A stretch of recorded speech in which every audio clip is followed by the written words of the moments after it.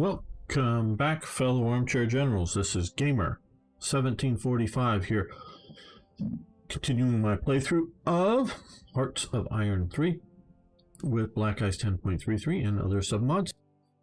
Lists, first episode, that kind of thing. And before we do, though, if you haven't already, know most of you have, but like the video, please do. Comment on the video, just say hi, please. Please say hi. Can we get 5 people to say hi down below? That would really be special. And of course, subscribe to the channel. But yes, 5. This is the goal. 5 people say hi, and we do that. If we can't do that, I'm not going to quit doing the series. But really, is it not worth 5 people just saying hi? No. Sauron of Mordor is a hero in commenting on the video, so I want to say hi, Sauron, if you're watching this.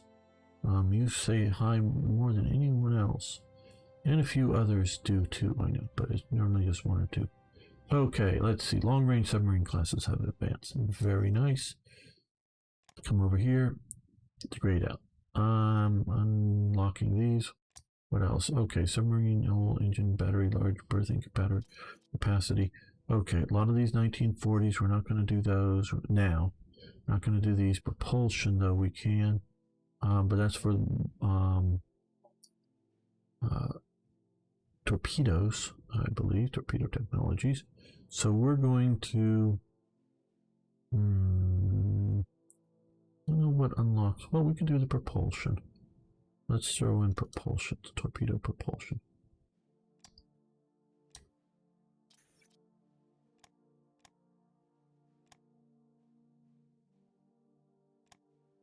And our non-aggression pact status with Switzerland, though I'm not terribly worried about Switzerland.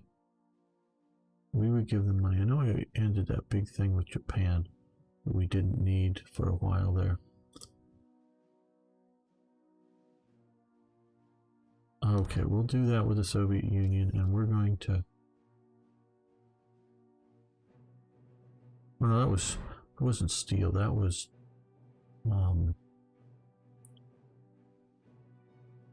full from Japan that we ended. Okay, Sweden. You have 0 surplus of steel and some rare materials. Okay.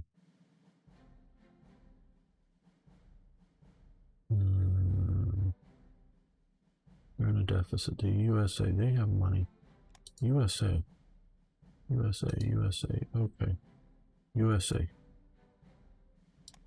Let's try to sell them. Impossible. Let's go to there.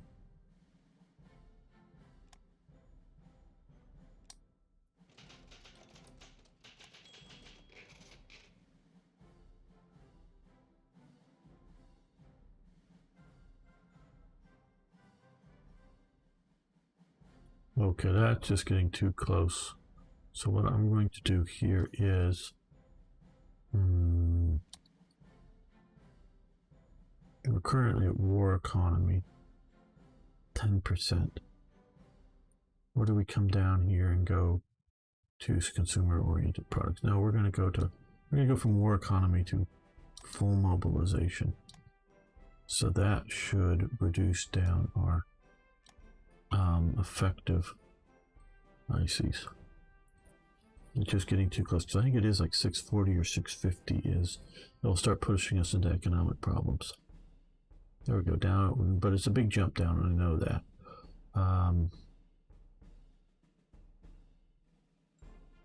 Yeah.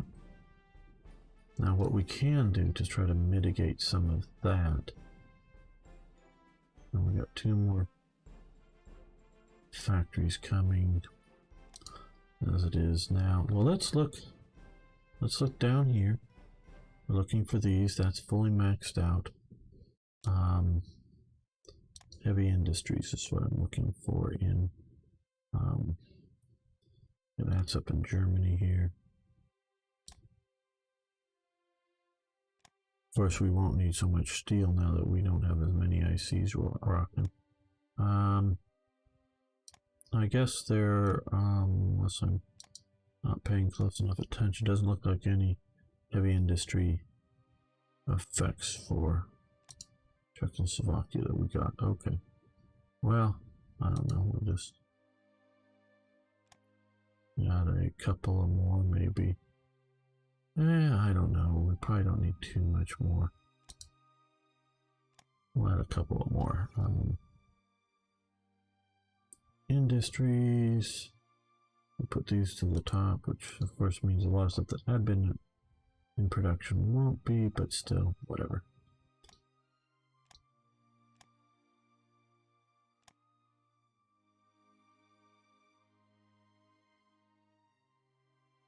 Now once either 1940 rolls around or the war rolls around, we can spike up much higher to the ICs.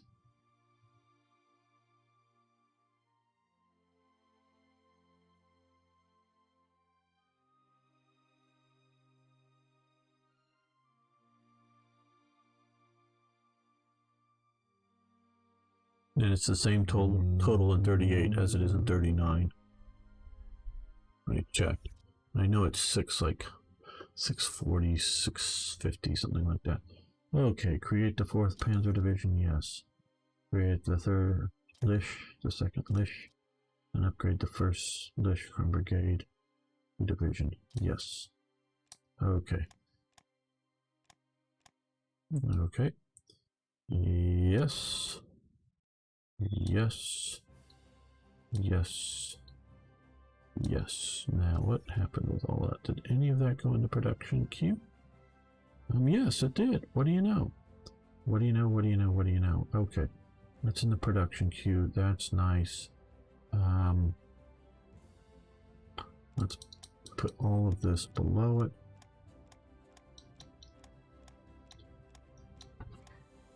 I do want to get those 2 convoys in production beforehand, but I want to get these guys going as well.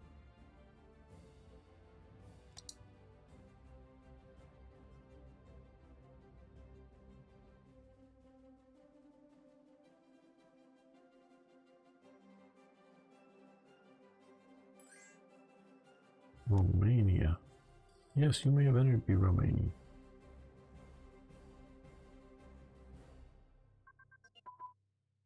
Okay, air superiority tactics and interception tactics and fighter focus, which I believe is over here somewhere. I think I have this wrong.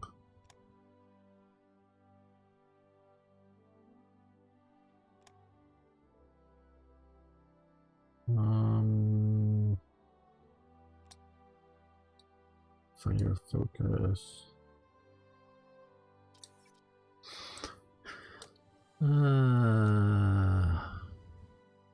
Maybe it is over here. I just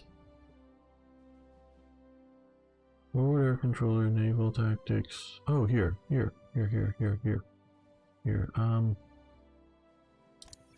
Okay, we'll swap those for something maybe a little more urgent. Machine gun cannon combo. I shouldn't mutter. I know. Sorry. Yeah, we can do that. Those would be good.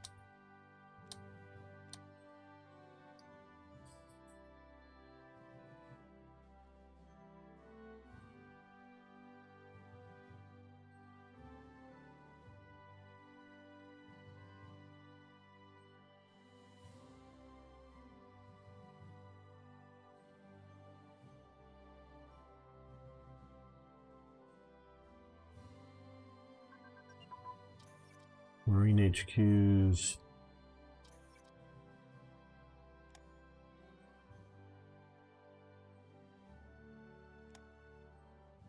Let's shift this to divisional HQs and airborne unit training advance. That is here, and it's 37, so we'll let that continue. And somebody stole our blueprints. I hope they're a friendly nation. Okay, study first. Yes, we can do that. Yes, you can decide not to get them, but they're sort of these things. Yeah, don't know how useful they'll be for us. But if nothing else, we're going to guard our coast here. Weak guard, sure, but still something. The HQs will fight and defend the beaches.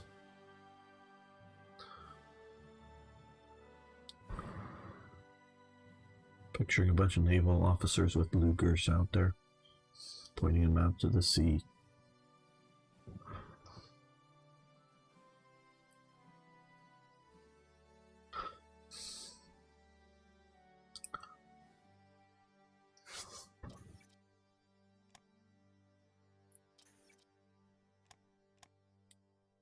What just happened that got us paused? Okay, tank radio communications fired by. Is that what it was? Okay, just. I guess.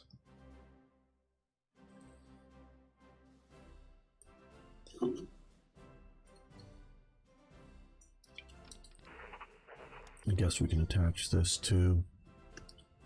I guess North Sea. There we go.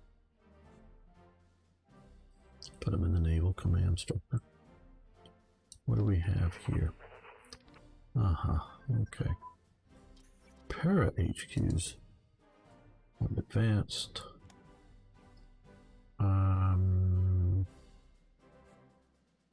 Yeah, I want those more, so we're going to continue to. The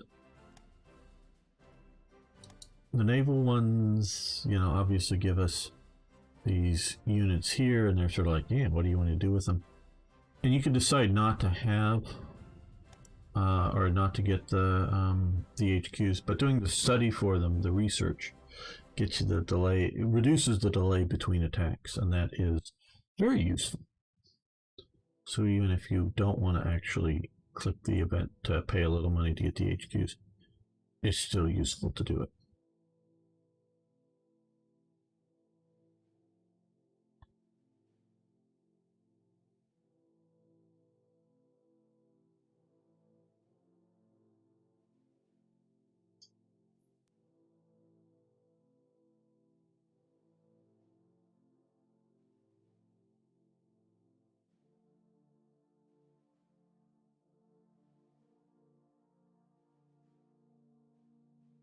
Well, what does this? Okay. CAG. Crew training. Carrier air group. So pilot training, crew training. I think these are just crew.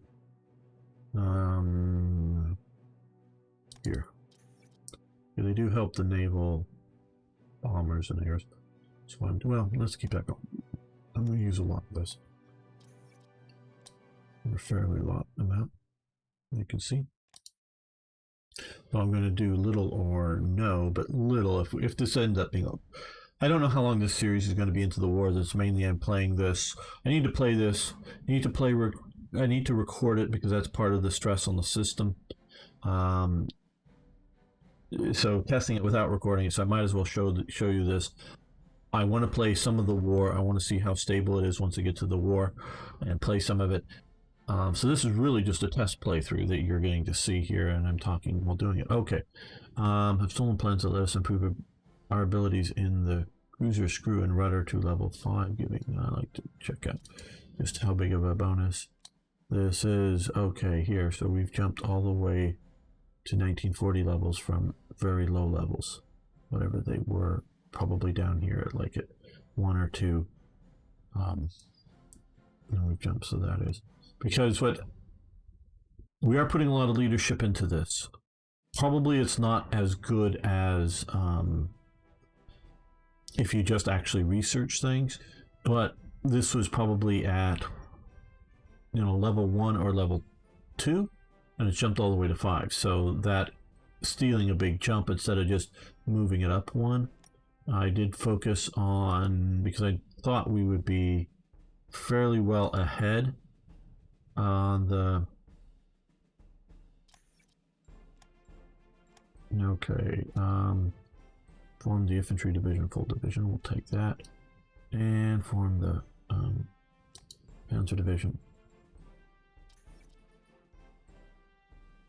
Okay.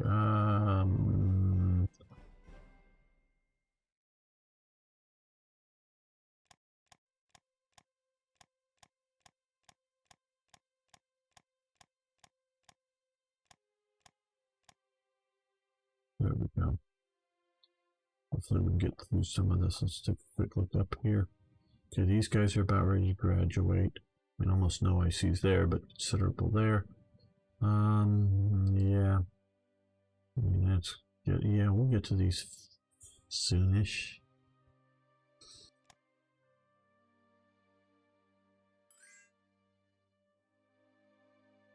What was I on about?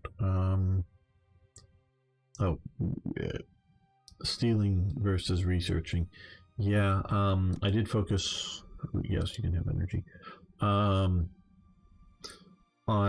nations that I think will do better naval operations than we will, because we're going to be ahead on probably than most nations, or tied with most nations on things like, industrial research, on panzers and all of that stuff. So yeah, what would be the point of, oh, hey, yeah, I get the whatever research 2 months earlier than I was almost completed researching it? Yeah.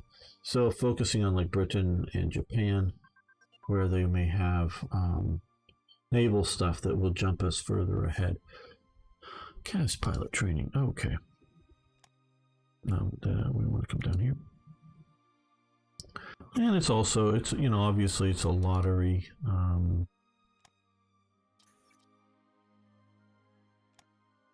Kind of thing, so you don't know what you're going to get.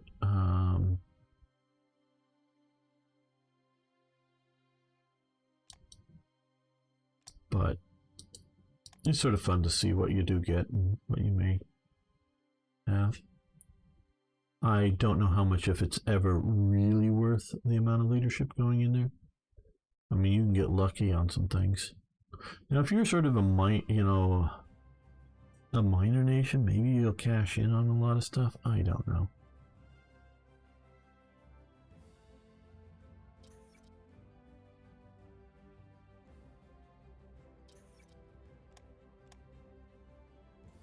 There we go. Yeah, we're doing all right on supplies and everything. Yeah, grinding that down.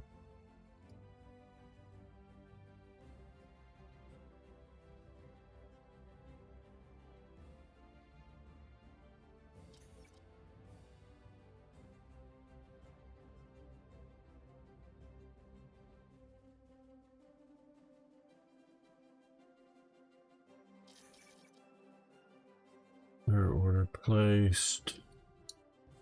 Yeah, I think these are. Well, generally good. Looks like with Switzerland. Okay, U.S.-German rift widens. U.S. State Department assigns its ambassador Hugh Wilson, pictured to Berlin, to an indefinite tour of duty, basically withdrawing in Washington, and publishes new protest against Nazi treatment of American creditors. Should we pay our debt and improve our relations?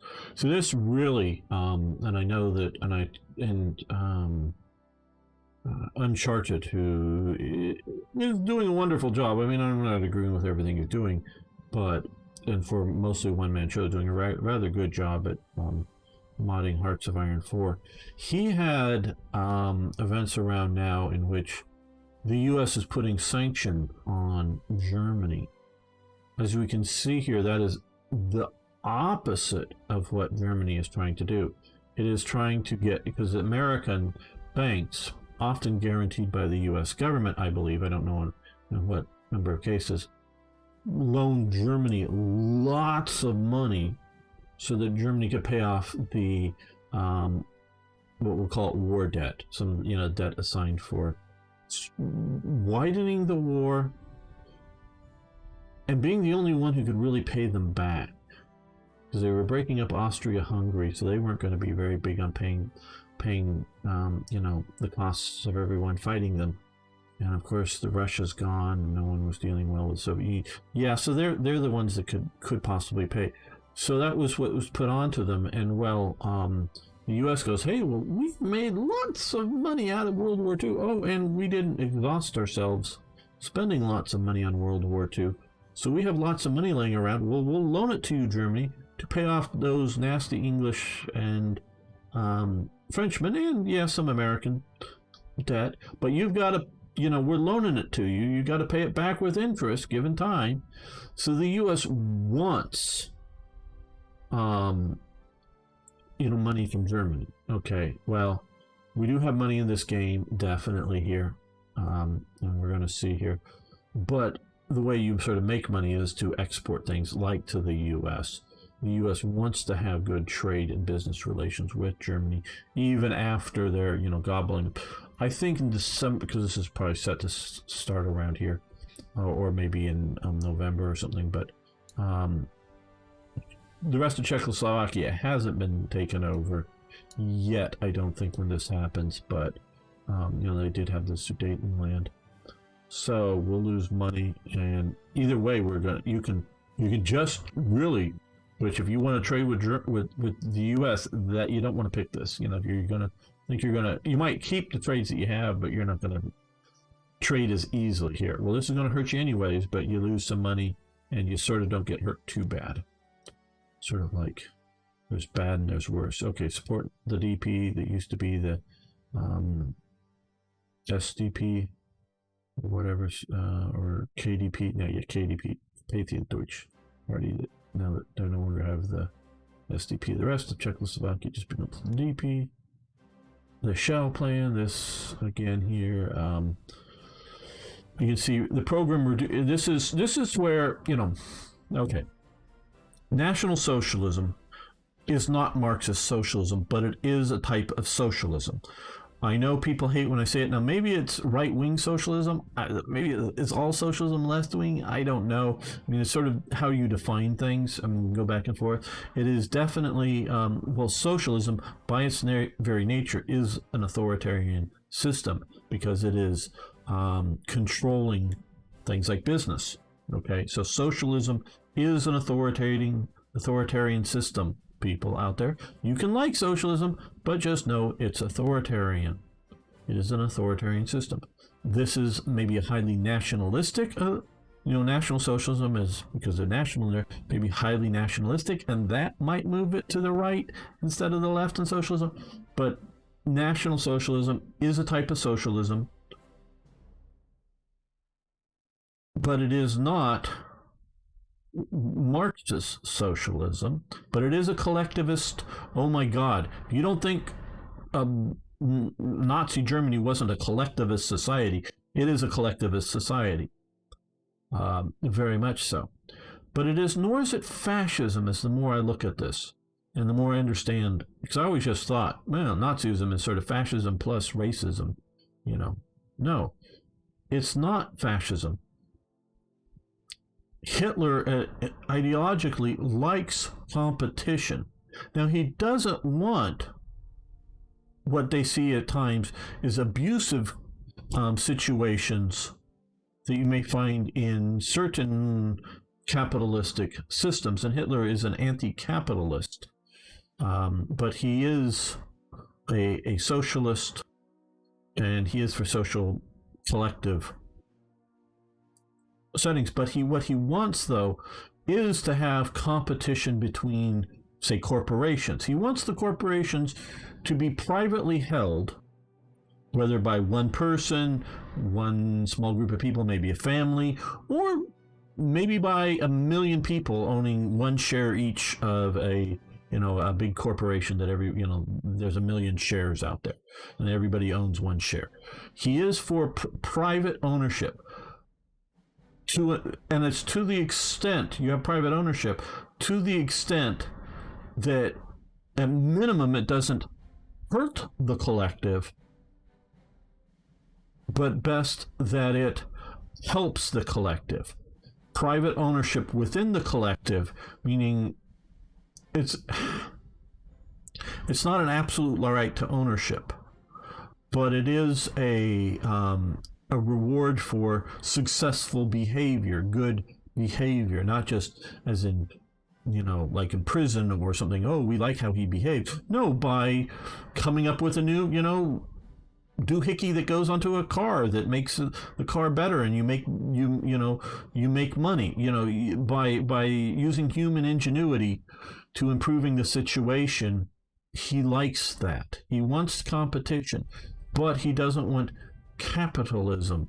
And when I say capitalism, Hitler is. I'm just going to save this here. Is looking at both free market type capitalism and the other term that the socialists often use and say, the capitalist. Not somebody who is wanting or desiring or is for market, free market exchanges, but the capitalist is, in the socialist terms, and Hitler is a socialist. Not a Marxist socialist, but a socialist. But also Marxist socialists do this. They see and they talk about capitalists. They're not talking necessarily or always or even mostly about someone who, has a new idea of how to make bread better. And so you're going to open up a bakery and going to get bread to people better. No, it is the person who owns the bakery or the person who owns the mine. Owns the land that the mine is on and owns the mine. He is the capitalist. Now, he might be working entirely in a system which is a controlled non-free market society, but he owns that capital. That is partly the term for a capitalist, is that he is a person who owns something that is capital. Whether that is a factory, a means of production, or land that is used for mining, or land that is used for food growth, or whatever. So the capitalist is like, there's a mine on my land.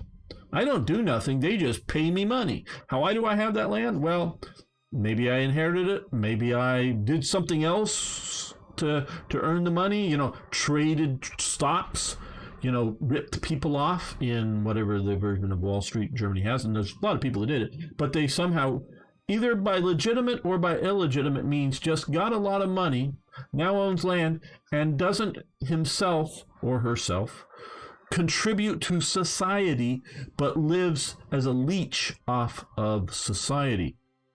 What group of people did Nazis associate vampires with? Look at the film Nosferatu and look at the characteristics of that person in Nosferatu with the nose and the whatevers. Okay, they see these people as non-contributors to society, as leeches off society, as capitalists. Now, so just because you inherit it. So he's talking about capitalists both as in a market society situation as well as in a ownership, but not to the benefit of society. See, that's sort of the key is you need ownership, private ownership, as long as it's benefiting society. Now we get to the Shell plan. Oberst Adolf von Shell, who also went and I think taught in the U.S. War College at some point during the early Weimar years. Okay, this program reduced the number of trucks from and this is models of trucks, from 113 to 30. And this isn't like the idea of different models is in different paint colors, or like if you have a delivery truck and now where the back of it could be a flatbed or it could be an enclosed type of van thing in the back, or it could be, I don't know, a refrigeration type situation where they're keeping something cold, whether it's actually keeping ice cold or keeping meat cold. It isn't like all of those variants of a truck, but the idea of engines, transmissions, engines, transmissions, axle type system, the automotive basic elements of the truck. Whether is it a 2-axle truck or a 6-axle truck? And so you could have what is maybe the same engine. Is it 2 axles? Four wheels. I mean, sometimes in the back they have more wheels per axle, but or is it a 6-axle, 2 sets of wheels in the back? All these different types of trucks are being made. There had been in Germany, prior to instituting this program, 113 types. They go down to 30 types. Cars, and these are Mercedes types, Auto Union, which becomes basically Audi.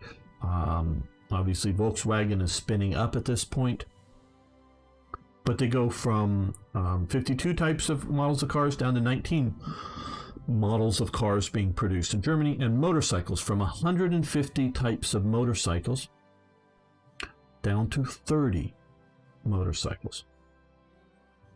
And so what this whole thing is, and we can say German military vehicle production will be reorganized, and each manufacturer will be limited to a few designs, and many models will be discontinued. The program reduced, I made this event, but I got to read it because it's been years. The Army has persuaded to be coherent with the minimum number of reliable basic types that would most, if not all, transport requirements. So the idea is to rationalize production so that when you go to war, you only have 19. Why they picked 19, I don't know. Down from 52. Just, I don't know the details of it, or 113 down to 30, or 150 down to 30. Those seem a bit more round numbers, but the 30s. Is that so that, one, the factories can specialize and potentially crank out more of a type of motorcycle, truck, or car once the war is started, so they're not changing different types, making 1,000 of these and then switching production a bit and make 1,000 of those, and just cranking out those, so more efficiency. But also, once, if the war gets started, these trucks, motorcycles, and cars, because certain types of cars were used as like command vehicles. Obviously the Volkswagen gets, very quickly before really production gets going, they changed it over to the Kubowagen Jeep type thing that Germany uses, you're all familiar with.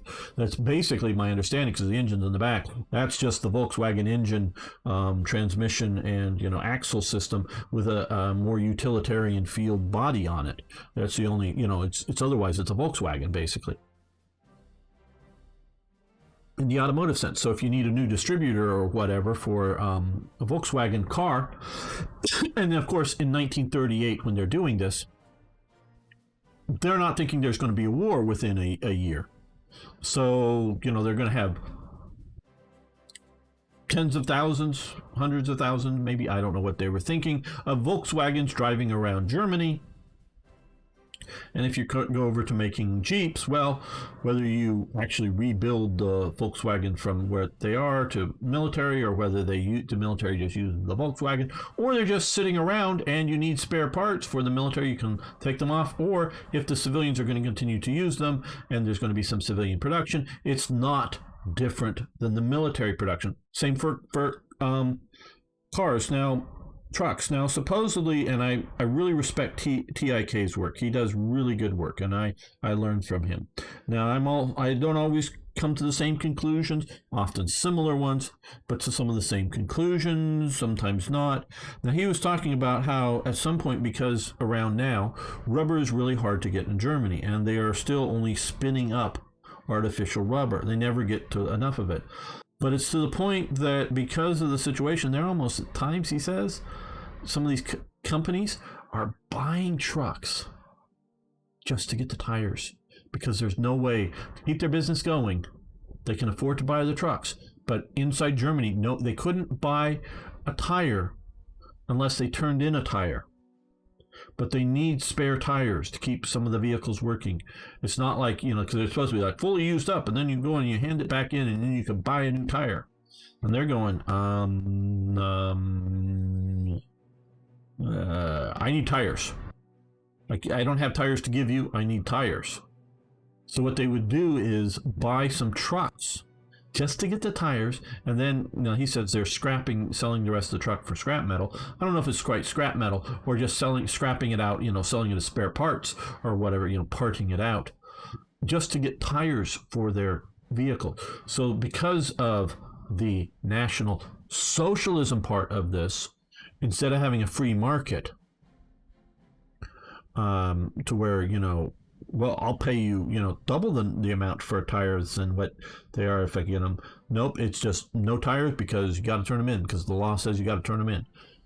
That kind of thing. So this is a good military rationalization program, and even more dramatically in the U.S., this happens once the U.S. is war. I mean, basically, 1942 models. They're starting in production to start production of 1942 car models in America, at least in 1941, because they're ready for 1942.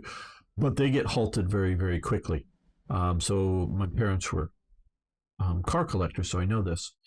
So yeah, basically 1942 cars from the major manufacturers models are very rare because very quickly the war happens and basically all domestic automobile production is shut down. Truck production is shut down for, well, no, because I know there's a lot of commercial needed for industry trucks are still produced in America. But, passenger cars are gone.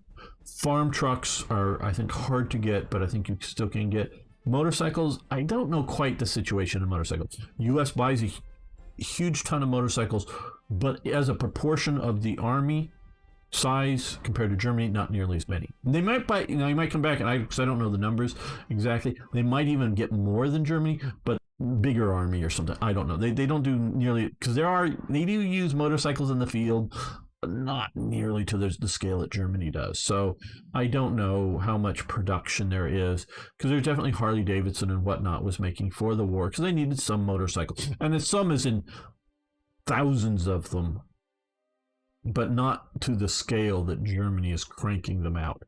So, and there is a rubber shortage in America as well once the war gets started. So but that's America at war. Basically, all that disappears when the war is over, because we used to at least believe in freedom here in America. But so again, National Socialism here. We'll go yes, and then the air defense zone. This is, you don't really have a choice because you had the choice earlier on, because this is used to get a West Wall text to Germany, and that gives a lot of these here, not yet built in this province. I think yes, you need to just come down here. Again, you've paid for them. Move them up to the top. So National Socialism does want, and Hitler and the group does want competition between motorcycle manufacturers, because Hitler understands the idea of somebody's going to come up with a new innovation for motorcycles. And so he doesn't want, which you find the lack of competition, not no competition, but not as no need for repair, keep the forts. We don't need to keep the damaged forts in the Sudetenlands. They go bye-bye. Reorganize the military because we don't care. Return manpower to the pool. Okay, let's save all this after that.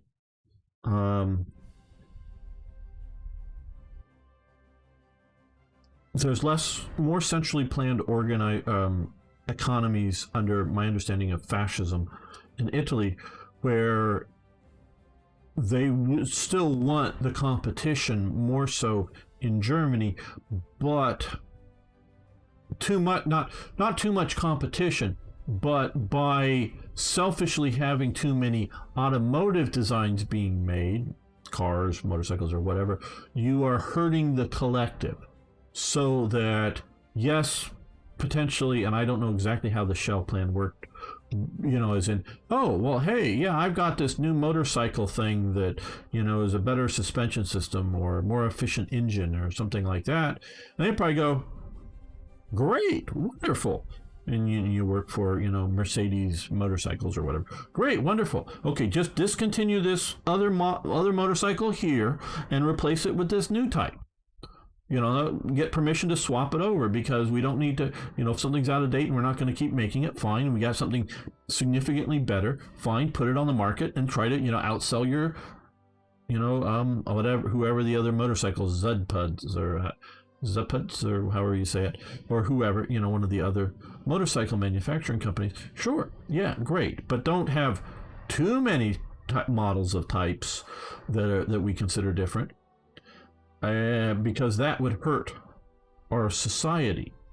And so Hitler wants competition more so than you find in Marxist socialism of, say, the Soviet Union or other socialist country, just socialist countries, or of fascism. He wants that competition, but never to the extent as he or the Nazis or whatever sees as damaging the collective.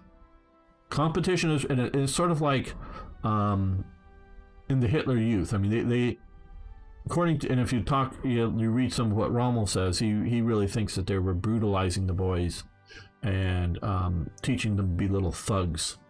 I think maybe he actually uses the term thug or not. I'm not sure, but he basically, because he's for a while, Rommel is the leading officer. I think he's still a colonel at this time, but the leading officer that's the liaison between the army. Oh, this is the Black Ice little Santa Claus thing that runs around during December here. They put in one Christmas many years ago and it's still in the game. He is the liaison officer between the army and the Hitler Youth. So for a while, and he really comes to dislike the Hitler Youth from being closely associated with it as such, but really brutalizing the boys. And sort of, but there is, with young boys and the testosterone, setting up boxing events, even because they're, I guess, really brutalizing things more than just setting up, boys boxing events. But there is truly an element of, yeah, you want particularly boys to, do boxing and, other sorts of competitive physical sports, could be wrestling or whatever, within a certain, bounds that will build better men. You want that. You want, you want that kind of thing to happen. And Hitler understands this as being a benefit, but he is still enough of a collective element that he wants to have a very brutalized society, but he wants, because he believes that's necessary for success in competing with other societies, but he doesn't want it, as he would see it, to go too far. So I guess this will conclude my analysis of Hitler's National Socialism. Thank you all for watching. I hope it was interesting.